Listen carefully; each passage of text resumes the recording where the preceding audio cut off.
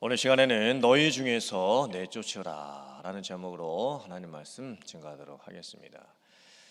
고린도 교회에 심각한 죄의 문제가 발생을 했습니다.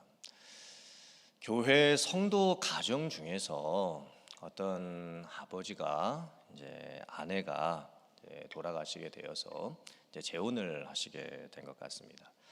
그리고 새 어머니가 가정에 들어오게 되었습니다.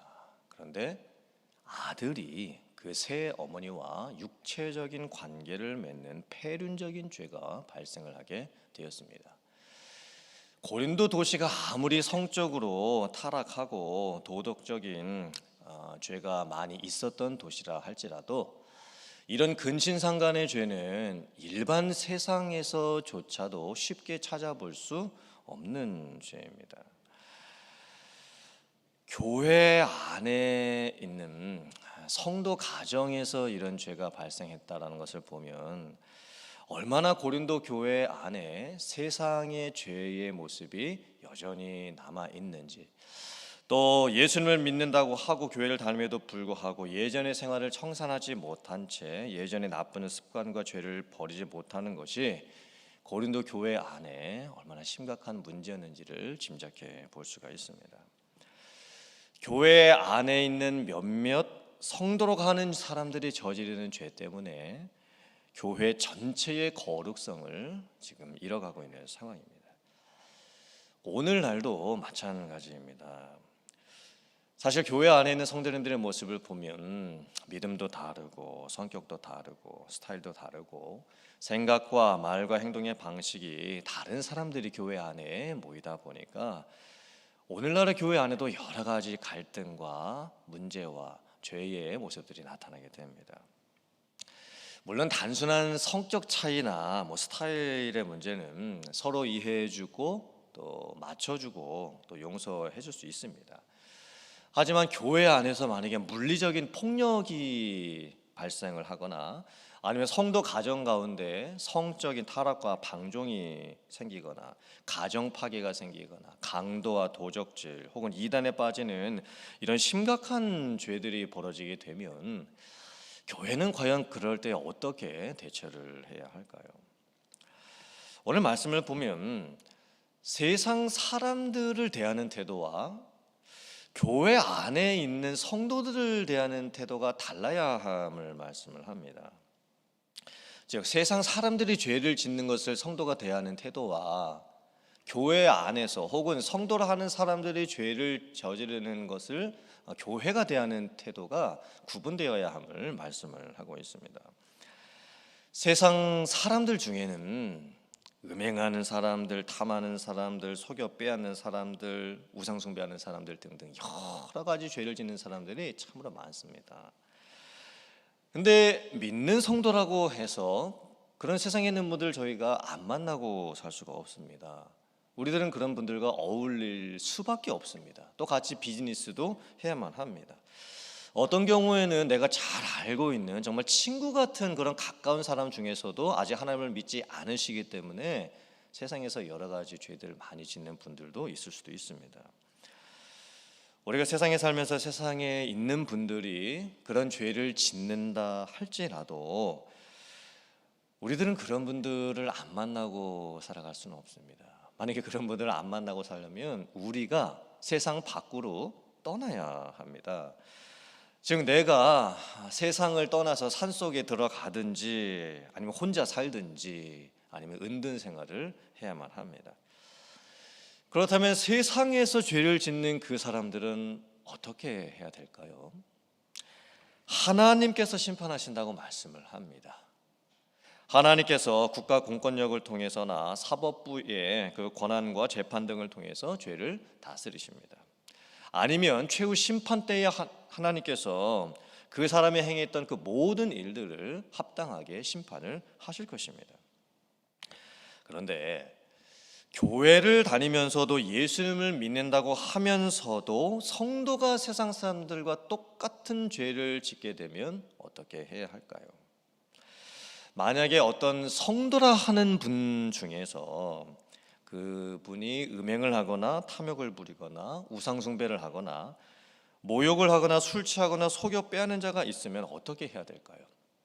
오늘 성경 말씀을 보면 참으로 엄격하게 단호하게 말씀을 합니다. 그런 사람과는 사귀지도 말고 심지어 함께 식사도 하지 말고 이 악한 사람들을 너희 중에서 내어 쫓으라까지 말씀을 하고 있습니다. 즉 교회에서 출교를 시키라고 말씀을 하고 있는 겁니다.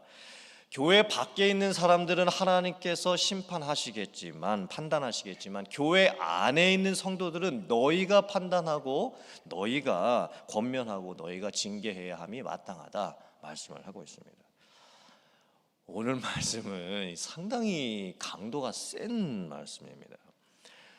성도님들 가운데 근친상간의 죄를 그런 심각한 수준의 죄를 지었으면 교회에서 치리하고 출교를 시킬 수도 있겠죠. 근데 오늘 말씀을 보면 구체적인 예를 들고 있는데 욕심 부리는 사람, 남을 속여서 빼앗는 사람, 술 취하는 사람들까지도 성도라 부르지도 말고 그 사람과 사귀지도 말고 먹지도 말고 교회에서 출교시키라고 하시는 이런 말씀을 보면 어쩌면 이게 너무 강한 규정이 아닐까 그런 생각이 들기도 합니다. 왜 오늘 말씀이 이렇게 강하게까지 말씀을 하고 있는 걸까요? 그만큼 교회 안에서 발생하고 있는 성도 한 사람의 잘못과 죄를 교회 전체가 심각하게 생각을 하고 권면해주고 또 그 사람으로 하여금 회개할 수 있게 도와주고 교회의 거룩성을 지키는 것이 중요하다는 것을 말씀을 하고 있습니다. 예수님께서도 동일하게 말씀하셨습니다. 마태복음 18장 15절부터 17절의 말씀입니다.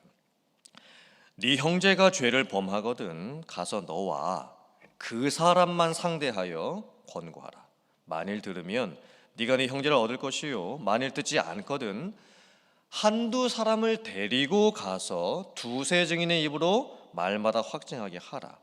만일 그들의 말도 듣지 않거든 교회의 말하고 교회의 말도 듣지 않거든 이방인과 세리와 같이 여기라.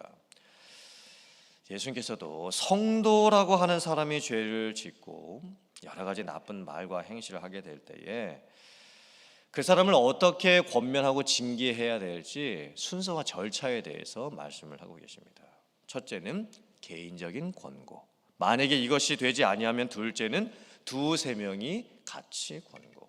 만약에 이것도 통하지 아니하면 셋째는 교회에 말하고 교회를 통해서 권증을 하도록 하고 만약에 이것까지 통하지 아니하면 마지막 단계는 이방인과 같이 세리와 같이 하나님을 믿지 않는 사람으로 여기라고 말씀을 하고 있습니다.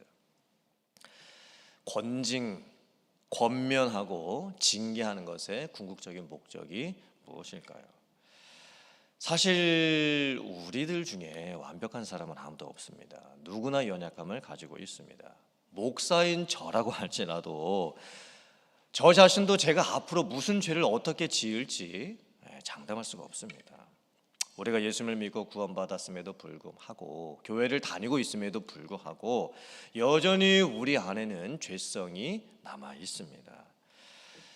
우리는 부지 중에 죄를 지을 수도 있고 아니면 고의적으로 성령께서 나에게 주시는 마음이 있음에도 불구하고 그것을 고의적으로 거부하고 죄를 지을 수도 있습니다. 그때 주변 사람들의 권면이 필요합니다. 또는 징계가 필요합니다. 사랑의 마음으로 불쌍히 여겨주는 마음으로 성도 한 사람을 잃어버리지 않기 원하는 그 마음으로 찾아가서 권면해주고 또 그 죄를 깨닫도록 도와주고 그 사람 스스로 돌이킬 수 있도록 도와줄 수 있어야 합니다. 만약에 내 개인적인 권고가 통하지 아니하면 옆에서 기도의 일꾼들이 같이 가서 권면해 주어야 하고 그것까지 통하지 아니하면 이제는 목사님께 말하고 혹은 교회의 리더들과 함께 권면을 해줄 수 있어야 합니다. 그래서 교회 안에 있는 성도 한 사람이라도 잃어버리지 않도록 그 사람을 끊임없이 도와주어야 함을 회복시켜 주어야 함을 말씀을 하고 있습니다. 사실 교회 역사를 보면 이 교회 안에서 행해지는 권징은 참 중요한 역할을 가지고 있었습니다. 특별히 종교개혁 시대를 살펴보면 종교개혁가들은 교회의 표지를 대단히 중요하게 생각을 했습니다. 표지란 무엇이냐면 이것이 진짜인가 가짜인가를 구별해 줄 수 있는 표시 혹은 특징입니다. 교회가 참 교회인지 거짓 교회인지를 구별해 줄 수 있는 표지가 무엇일까요? 종교개혁 시대의 종교개혁가들은 로만 캐톨릭 교회의 부패와 여러 가지 이단들로부터 교회를 보호해야만 했었습니다. 그래서 종교개혁가들이 봤을 때 이것이 꼭 있어야만 교회라고 할 수 있다라고 했던 세 가지가 있었습니다.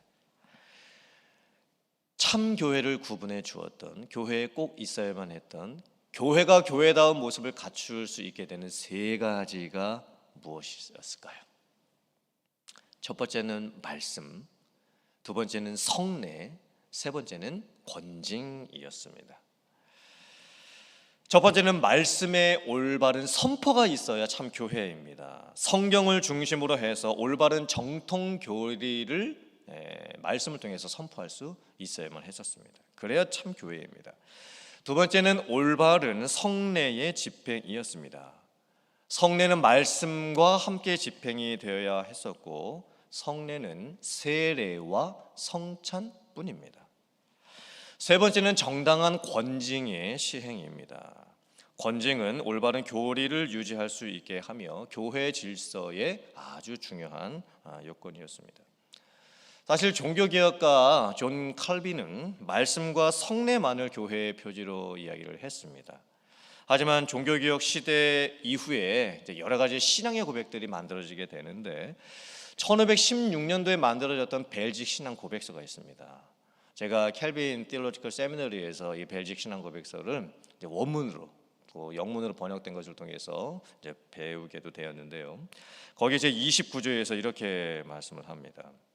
교회의 표지라는 단어를 사용을 하면서 참된 교회를 인식하기 위한 표지들은 다음과 같다. 교회가 복음의 순수한 설교를 사용할 때, 교회가 그리스도께서 세우신 것처럼 성례의 순수한 집행을 사용할 때, 교회가 또 7일을 위해 악덕을 교정하기 위해 권징을 사용할 때 이것이 참된 교회의 표지로 분명하게 인식될 수 있다. 이렇게 말을 하고 있습니다. 근데 사실 오늘날 교회에서 말씀도 잘 이루어지는 교회가 있고 성례가 잘 이루어지는 교회도 있지만 권징은 잘 이루어지지를 않고 있습니다. 왜냐하면 요즘은 교회에서 어떤 성도가 잘못을 했을 때 개인적인 권징이든 아니면 교회가 공적으로 권징을 하면 그 성도님께서 자기 자신의 죄를 깨닫고 회개하기보다는 기분 나빠하면서 교회에서 분열을 일으키거나 아니면 교회를 떠나버리는 경우가 오히려 더 많이 생기기 때문입니다. 교회에서 어떤 성도가 성도 간의 관계를 힘들게 하고 교회 전체에 미치는 악영향을 생각을 하게 될 때에 교회에서 실제적으로 이 권징을 하고 책벌을 하고 또 해벌을 하게 되는 것이 참 어렵습니다. 왜냐하면 1700년대까지는 내가 태어난 곳에서 자라고 죽는 경우가 많았습니다. 그리고 교회라고 하면 그 마을 안에 그 성 안에 하나밖에 없는 경우가 많았습니다. 그래서 교회의 권징은 대단한 권위를 가지고 있었습니다. 그런데 오늘날에는 도시가 발달하고 교통수단이 발달하고 개인 프라이버시가 발달을 하면서 이제는 교회도 내가 선택해서 다닐 수가 있습니다. 내가 마음에 안 들면 그 교회를 언제든지 떠날 수도 있고 쉽게 교회를 바꿀 수 있는 시대가 되었습니다. 그래서 오늘날의 교회 가운데에서 실제적으로 권징을 하는 것이 상당히 어려운 것이 현실입니다. 사실 오늘날의 교회 안에서는 교회 권징은 공식적으로는 교회 7위회인 당회에서 하게 됩니다. 담임 목사님과 장로님들로 구성된 당회에서 교회의 권징을 시행할 수가 있습니다.